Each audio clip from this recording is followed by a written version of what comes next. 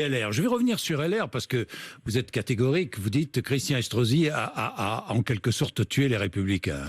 Pratiquement. Je pense qu'il est en train de porter le coup de grâce. Le coup de grâce. Parce qu'on va assister à quelque chose qui va être assez amusant, je pense, dans la vie politique. C'est-à-dire qu'à peu près 80% probablement des élus nationaux, pas locaux, mais nationaux LR, entre la perspective de faire 13%, d'après les sondages, attention, à prendre avec mesure, au présidentiel et la perspective de sauver leur circonscription ou d'avoir un sous-secrétariat, le choix va être vite fait. Donc ça permettra de clarifier définitivement. Moi, je serai à la place des LR. J'attendrai pas que le parti meure juste avant les présidentielles, mais pour ceux qui ne sont pas en accord avec cette macrono-compatibilité, de créer peut-être un espèce de mouvement qui rassemble les élus LR qui ne sont pas dans cette perspective et se structure peut-être pour les présidentielles. Mais bon, je suis pas au LR, donc je vais pas donner des conseils quand je suis pas dans l'arène, mais voilà. Vous aviez regardé Robert Ménard ici même au début de l'été? Non, je suis désolé, je n'ai pas regardé Robert Ménard. Ce n'est pas grave, non.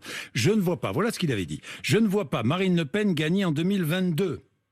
C'est ce qu'il disait à votre place. Est-ce que vous diriez la même chose? Je pense qu'on ne peut pas être aussi catégorique. Je n'exclus pas du tout que Marine Le Pen puisse gagner, mais je pense qu'elle ne peut pas gagner seule. Voilà, tout simplement parce que dans notre système d'institutions, on ne peut pas gagner sans coalition. D'ailleurs, aujourd'hui, vous dites je ne sais pas qui sera au second tour de la présidentielle en 2022. Parce que vous le savez. Non, vous êtes je très ne fort. le sais pas.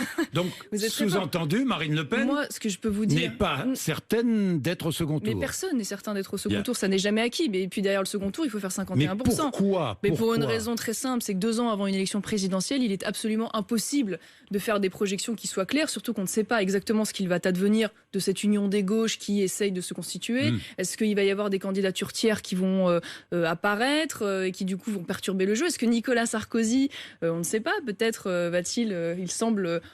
En tout cas, revenir un peu dans le jeu et le débat. Est-ce qu'il va finalement peut-être avoir des velléités qu'on n'attendait pas? Enfin, tout ça fait que rien n'est jamais acquis dans une élection présidentielle. Donc seule Marine Le Pen avec le Rassemblement national ne peut pas gagner.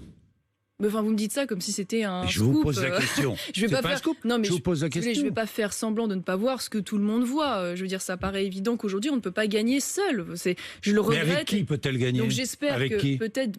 en tout cas, je pense qu'une fois de plus, les marges de manœuvre se trouvent plutôt chez une partie des LR, pas exclusivement, mais chez une partie des LR, et qu'il faut pouvoir assumer cette ouverture vers cet électorat en particulier, vers ces Français. Le Rassemblement national ne l'assume pas et vers peut-être ces élus aussi. Le Rassemblement national ne l'assume pas? Je pense qu'en tout cas, oui, ils ont quelques scrupules à vouloir s'adresser prioritairement à un électorat qui se trouve sur ce pan de l'échiquier. Je ne sais pas, il faudra leur poser la question à eux.